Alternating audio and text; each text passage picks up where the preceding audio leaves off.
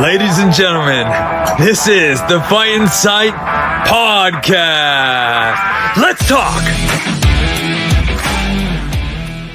All right, welcome Fight in Sight fans, viewers, and listeners. We're here with a special episode, and my guest for today is Jared from @SacredBoxing. Jared, what's going on, my friend? Not too much, man. Good to meet you. Good to meet you, man. You're the host and owner of @SacredBoxing. Yep, I would say, launched in 2020 and just try to make the hardest sport easy. Damn, and the hardest sport for those that might contest you, it's boxing. You're right, correct. Of course. Dude, okay, so your page, I came across it on Instagram. It's like one of the best pages out there. There's a lot of crap out there, but if you can get to @SacredBoxing, you put out quality content, like your boxing videos, and you're always showing like mistakes that people do and then the correction. Right, correct. Yeah, appreciate that, man. It's good stuff, man. So just quickly before we start the show, and we're going to today on this episode, we're just simply breaking down UFC 285, the return of Jon Jones. So we're going to break down this card for this episode. But how did you get started in boxing, and how did you get started with it? Well, I'll say it was after high school, so it was a late start. Typically, fighters get started at a younger age. But it was after high school. Just heard about it through a friend of a friend and stumbled into the gym, and I got addicted. You know, it was just that I'm about 5'8", 5'9", 150 right now. And this is post-career, so I'm still maintaining at fight weight. Nice. 140. But just the ability to compete against a person the same size and as myself, I just got addicted to it. So it was a lot to uncover. I was in a transitional period, just graduating high school and needed to, stretch into the real world. So this helped me make sense of it all. It's crazy, man. But your page is doing really well. Like, I really like it, the stuff you do. Can I ask, like, how long does it take you to make these videos? Because your videos are very well edited.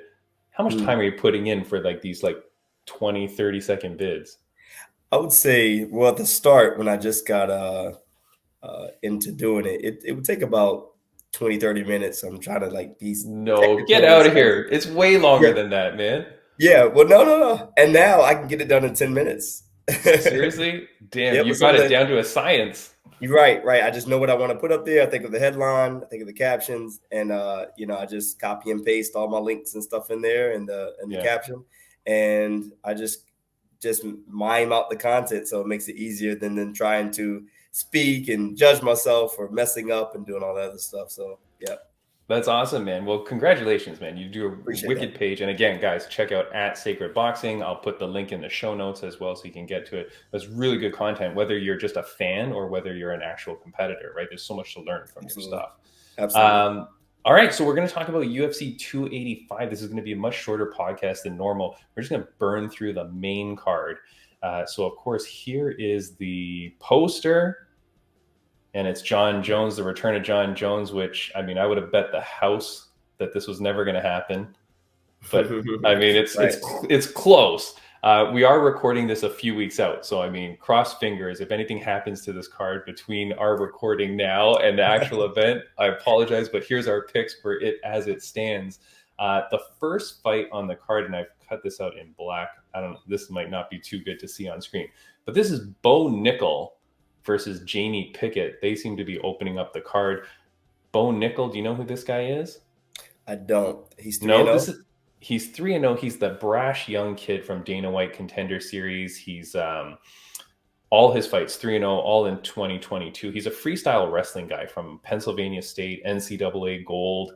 He's like a very brash guy. He thinks he's the next big thing. I see. Jamie Pickett is 13-8. He's 2-4 in his last 6. He's on a 2-fight skid. This guy is being fed to Bo Nickal. You know what I mean? I see. Yeah, B-side. Yeah, they're just giving up this kid so that Bo Nickal can get an easy win. Right. I think that's the case. I think if you're a betting man, there's no way you're picking Jamie Pickett. Yeah, and Pickett, what is his discipline background? I'm betting it's like anything but wrestling. That'll be a good pick. That's the way to go, man. Yeah. You know, we've had so many fighters on this podcast that have flat out said, hey, look, the UFC, if they like you, they will make favorable matchups for you. And this kid at 3-0, 2 times on Dana White's Contender Series, with his attitude and his personality, you know they're setting this guy up. Right. So that's an easy pick. We're going Bo Nickel. The next fight I like, I feel like they just added this one again. I'm so sorry for the way it looks on screen, but it's Mateus Gamrot, 21-2, versus Jalen the Tarantula Turner. Do you know these guys? I do not. No. You don't know Jalen Turner? I don't. That guy is a beast, man. This guy, okay, so this is lightweight division. Jalen Turner is 13-5. He's long, lanky, a really good striker. He's on a 5-fight streak, all finishes. He's ranked number 10, and he's taking on Mateus Gamrot. He's 21-2, 4-1 in his last 5. He just lost to Beneil Dariush, which is no shame in that. Right. Jalen Turner, cool as hell. Mateus, one of the worst dressed, I would say, when it comes to press conferences. I don't know. His style needs to be improved, I would say. But all right, well, I'm going to pick Jalen Turner. Got it. Five fight win streak, all finishes. Yeah, I'm going to look him up. You say he's striking is his bread and butter. Bread and butter striking. I mean, 5-fight streak and all finishes. Yeah. Give me that. His name again? Jalen Turner. Jailn Turner. Turner. Yeah. Or Jalin. Yeah. Turner. The Tarantula. Dude's got the coolest ass nickname as well, so you can't go wrong there. Yeah. All right. So we're picking Jalen Turner on that one. Gamrot is good. But Turner's hungry, man, and I feel like he's going to take. He's on such a hot streak.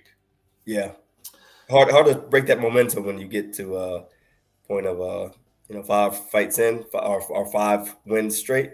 Yeah, in the UFC, I think if I'm not mistaken, a lot of his fights are in front of a crowd as well. Like I feel like he's been feeling the energy, feeling the buzz. So when he gets into this prime spot at UFC 285 on the Jon Jones card, yeah, he's gonna shine. I feel like this kid's gonna bust out, and he's gonna do even better than before. I feel like this guy's gonna be ready for that attention, right? Yeah, and his opponent, what is his discipline? Mateus Gamrot. Yeah, I do not know. Now I know you joined the podcast very last minute, which again, thank you so much publicly. For sure. Thank you. But I still have expected you to study much more than you did, even though you only had 2 minutes notice. You know what I mean? Right.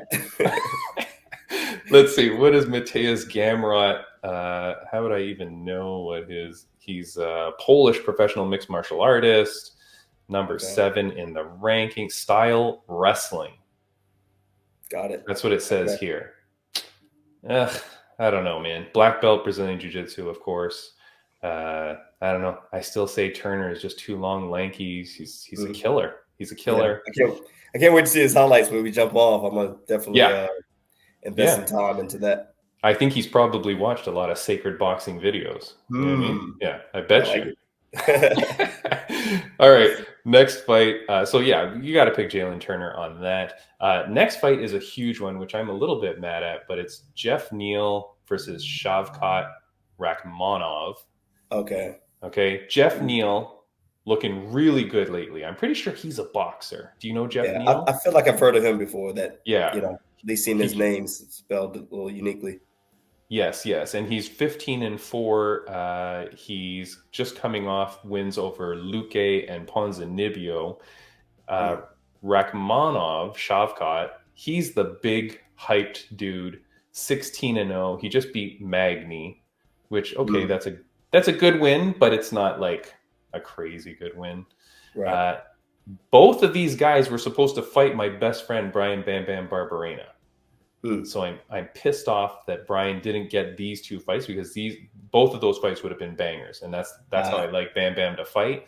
Right. But what do you think Jeff Neal can beat the streaking Shavkat Rakhmonov? What weight is this? This is welterweight.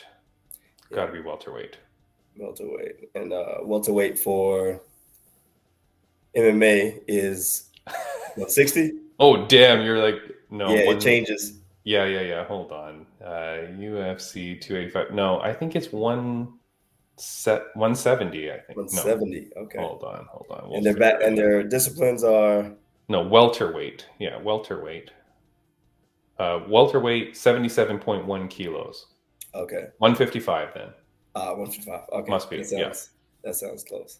Or something like that. Yeah. Yeah. So what do you think? You think Jeff Neal is able to break the streak, or does Shavkat go 17-0? That's a hard thing to do. 16, like he has so much to fight for, keeping that perfect record, which is hard to do in MMA opposed to boxing. You don't see guys stay undefeated for long. No. And I mean, geez Louise, Jesus. Does this guy have a 100% finishing rate? Hold on. This is really bad. Yeah. So 16-0 with 16 finishes. stops. And not only that, 8 knockouts, 8 submissions. What the frick? I didn't know that. All right. This is another guy to look up. Give me the name one more time. Forget this right now. This guy's fighting out of Kazakhstan. Forget that. Okay. No. This guy wins. Yeah. What the hell? Yeah. I mean, I know this guy is good, but 16-0, 16 finishes, and what's his name again? Split Shavkat Rakhmonov. I mean, just look up Shavkat. Shavkat. God damn. No, forget it. Go with Shavkat. It's going to take something really special to have to beat this guy now. Yeah. And I hate to say that, but like, because we were just saying before, like, to maintain it. Yeah. But god damn, you got to be pretty confident when you're finishing. His last finishes: submission, guillotine, choke, KO, spinning hook kick, submission, rear naked choke, submission, guillotine, TKO punch. So he's just back and forth on just everywhere. Triangle choke, punch to the body. Yeah, this dude's no.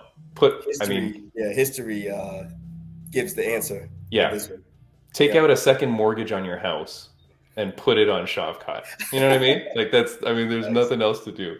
Yeah. All right. Now we get into the co-main and the main event. So here's why we are here. So the first one is Valentina Shevchenko versus Alexa Grasso. You know these two, right? I wish I could. To both? I've seen them before. All right, but I'm coming in green on the names and. All right, well, but Shevchenko is Shevchenko. She's the champion for a goddamn reason. Nobody beats this chick. Nobody's beating her anytime soon. I don't think. She's 23-3. She's run through everybody. Mm-hmm. The big thing here is that she's fighting Alexa Grasso, the young Mexican fighter. She's mostly a boxer, so she probably follows at Sacred Boxing. That's for sure. Right. She's good, but I do not think she can beat Shevchenko. Like, I'm dying for someone to beat Shevchenko because I don't like it when a champion is too dominant. Like, I like it when there's changes, Yeah. But I just don't know that Grasso has the strength or the well-roundedness to beat her. She's on a 4-fight win streak herself. She's beat Viviane Araujo, Joanne Calderwood, Macy Barber, and Jiyeon Kim. Not the who's who of the division either. 3 of those are decisions. 3 are decisions. 3 of those last 4 wins are decisions. So it's tough. Okay. I would say the odds on this fight, I mean, I don't know the odds, but I'm going to bet that the odds for Shevchenko is like, you got to bet like probably $10,000 to win $1. You know what I mean? Yeah, $1, right. This is going to be a hard one. I really think Shevchenko takes this. That's a tough one for Grasso. Yeah. I don't know. It was a tough fight. I didn't like that choice in booking. All right, let's get to Jones versus Gane. Mm-hmm. I mean, I pray to God you've heard of Jon Jones. Yeah. All right. Jon Jones returns after 3 years to face Cyril Gahn, who is 11-1.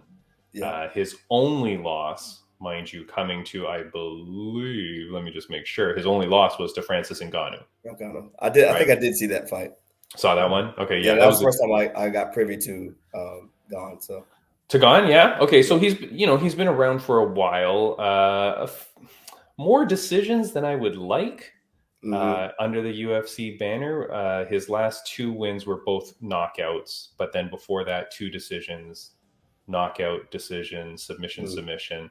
So, I mean, the question here is he, well, I guess the question is, what does Jon Jones look like at heavyweight?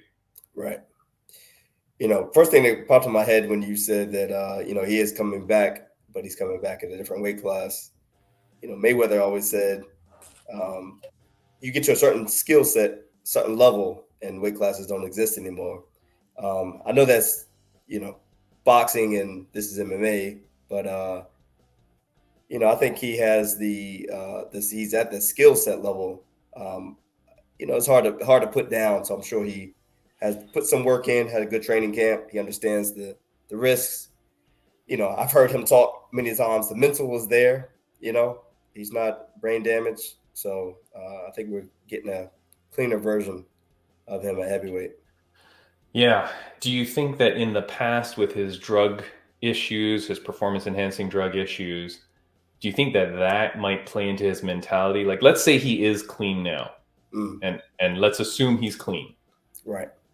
Do you think any part of him mentally is like, can I do this without the drugs? That's always the crutch of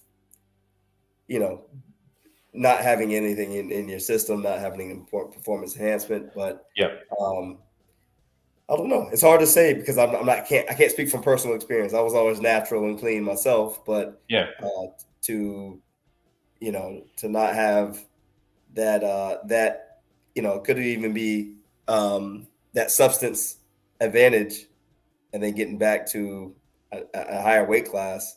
I think he's done everything. He's proved himself to be an astute, skilled fighter, and hopefully his rehab and psychology that he went through some of that to understand that this is the natural way of doing it. So yeah. I mean, it's the people around you that is a problem too. Like, I feel like with all the problems he's had with the law and with drugs and with all those things that he's had, obviously you've got bad people around you. Like, I really believe that. I feel like, he's got the bad friends around him, the bad, people whispering in his ear, the things to do. Right. So were you able to get rid of all that? Right. Were you able to really sit down and clean up and go, okay, I'm going to dedicate myself to this. I think if the UFC wants anything in this world, it's that they want Jon Jones to win. You know what I mean? They are going to turn the air conditioning off in Gahn's locker room. They're gonna friggin' give him shoes that are too small for the walkout. They're gonna fuck anything the UFC can do to throw Gahn off his game. Yeah. Right? I mean, they'll put his instructions in a different language. Like anything to get this guy off. There's no way they want Gahn to win. Right. And I think for that fact, I think Jones wins. I think there's gonna be so many psychological warfare shit going on. Yeah. By everybody involved. Right. That Gahn's plane will be late. His taxi's going to run out of gas. Like every single thing possible is going to happen to ruin him. Right. There's no way. I feel like the Cinderella story. There's a lot of people that hate Jon Jones, mind you. Yeah. Yeah. Pretty much on that bandwagon too. Like, I do not like this dude as a person. Mm-hmm.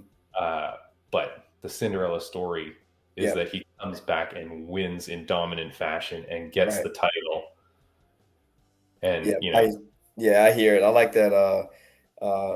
Your stance on it. It makes sense. You're not a fan of the person, but you understand the business side of it, the aesthetics, and what has to happen the night of the fight in order for his legacy and his competitive spirit to keep fighting. So there is there is more to lose by him losing for the UFC. For the organization, the fans, the title, like everything, right? It would be crazy.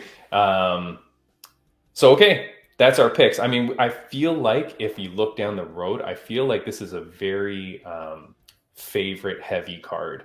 Like, I don't think we pick. I mean, aside from the Gamrot, which maybe he's the favorite, I don't even know. I mean, he's ranked a little bit higher than Tarantula, but I feel like we're going all favorites down this card. I see what you're saying. Yep, all A side, and then that one fight being 50-50. Yeah. Maybe.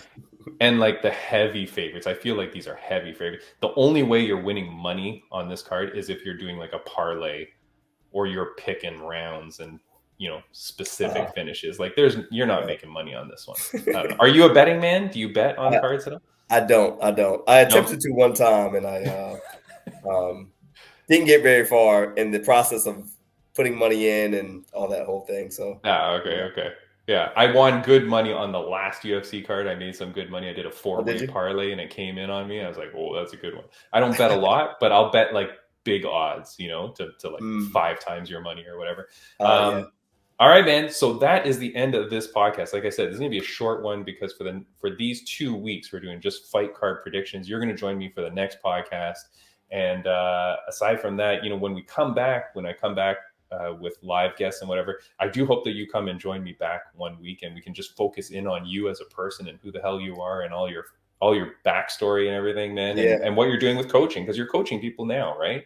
For sure. Yep. And I'm doing some coaching in some MMA gyms, and I'm trying to you know, transcend into those areas where boxing can kind of serve a little bit more versus just focusing on boxing. But I'm definitely up for it.